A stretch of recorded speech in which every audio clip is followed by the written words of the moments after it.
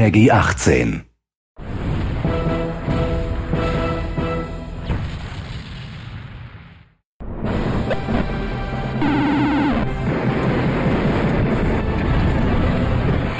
People are turning into monsters!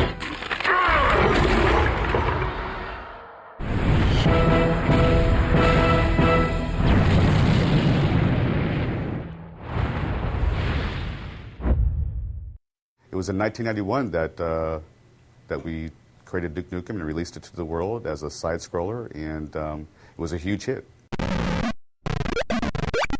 Our inspiration back then was comic books because we always felt like if you focus on the character, there's no end of stories.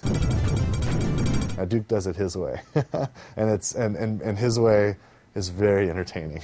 It's a wild thing. The original name for the game was actually called Heavy Metal, and the idea was to have sort of an anti-hero who was very much sort of a renegade in society and sort of, an ex-military guy who went rogue.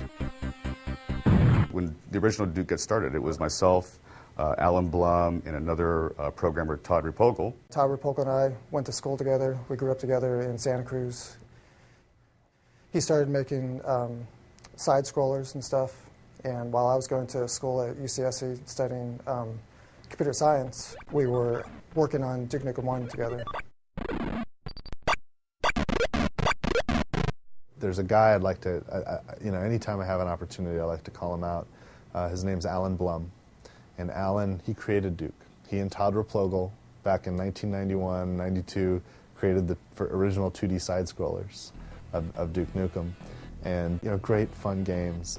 And he's the one guy that from the very first moment of Duke existing all the way through till today has been involved in the Duke projects. It's very childish, so it doesn't take itself seriously, It's, instead of trying to fit a formula or trying to do certain things, it just does stuff you want to do. Duke Nukem has always been about the character, and we were focused on that at the beginning. It was difficult to bring it out with the side-scrolling, simple technology in which we couldn't have voice work and so on. Actually, the voice started with Duke Nukem 2. At the opening cinematic, he says, "I'm back." Todd Repogel, the original Duke Nukem programmer, came to me and just asked about doing a voice because he wanted Duke Nukem to sound like, at least then anyway, sounded like a cross between McBain and Arnold Schwarzenegger. Those were my instructions, and I just said 2 words. I said, "I'm back." I'm back. The original Duke that Todd and I were working on didn't really work well, and when George joined the company, he actually spent several nights kind of redesigning, and back in those days, it's like, it was EGA and very pixelated stuff, but he gave Duke his little smile and gave it the yellow haircut and everything, and kind of really made the character look the way he still looks today. What? Did you think I was gone forever? Too long. We've waited too long, frankly. And I don't know if there's anything that could live up to the idea of 15 years of development, but this is absolutely a worthy successor and a worthy sequel to the game. I think that this is what fans have wanted to come out, and it's finally come out. I can't be more excited.